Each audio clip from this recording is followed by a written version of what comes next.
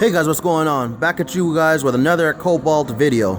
So as you can see, my engine bay is opened up and we are actually getting the... Actually, it's done. Let's just take the camera there. Look at that.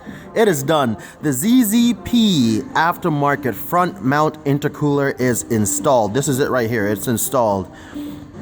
That's it right there. Look at that beauty. Nice and shiny. And my old intercooler, the factory one, this is it right here. The factory intercooler. I honestly don't really see much of a difference, honestly. But yeah, this is the factory one here. So yep, we got the ZZP front mount intercooler installed. And as always, man, guys, stay tuned, man. Keep watching my videos. Stay tuned, and I'll keep you guys posted on more content. All right. Thanks for watching, guys, and take care. Peace.